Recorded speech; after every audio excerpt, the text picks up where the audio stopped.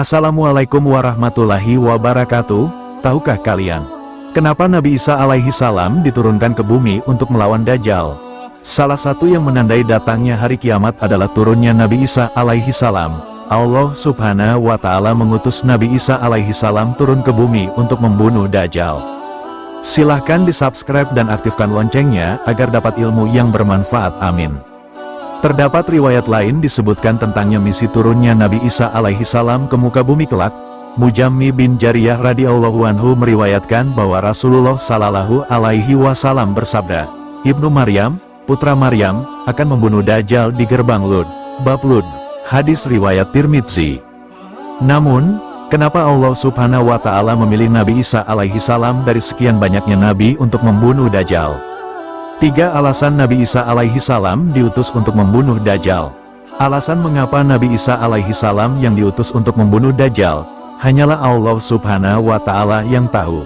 Namun, apabila ditelusuri lagi, ada beberapa ayat dalam Al-Quran yang dapat menjelaskan dengan beberapa alasan yang mendasarinya.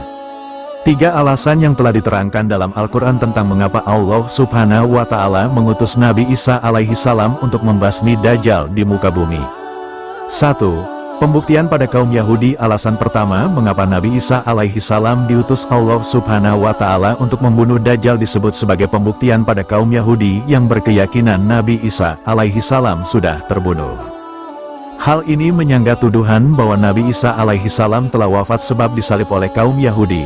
Sementara itu, Allah subhanahu wa ta'ala menegaskan dalam firman-Nya bahwa Nabi Isa alaihi salam telah diangkat ke langit sebelum kaum Yahudi membunuhnya.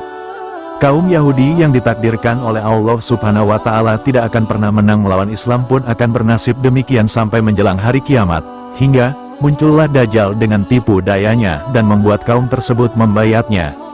Kaum Yahudi menjadikan Dajjal sebagai pemimpin mereka. Bahkan, mereka akan menjadi bala tentara Dajjal demi membalas dendam terhadap kaum muslimin. Pada saat itulah, Nabi Isa alaihi salam turun ke bumi atas izin Allah subhanahu wa ta'ala. Nabi Isa alaihi salam akan membunuh Dajjal beserta bala tentaranya, yaitu kaum Yahudi yang berpikir telah menyalib Nabi Isa alaihi salam di masa lalu. Dengan pertolongan Allah subhanahu wa ta'ala, Nabi Isa alaihi salam akan menumpas habis Dajjal dari muka bumi. Turunnya Nabi Isa alaihi salam juga bertepatan dengan munculnya Dajjal di muka bumi yang telah menyebar fitnah keji dan mengaku sebagai Tuhan. Hingga, tidak ada seorang pun dari kaum muslimin yang sanggup melawannya, kecuali Nabi Isa alaihi salam. Maka, tidak ada satupun dari mereka yang dapat lolos. Bahkan, apabila ada Yahudi yang bersembunyi di balik pohon, batu atau dinding, maka benda tersebut akan berbicara, "Ya Ruh Allah, di sini ada orang Yahudi."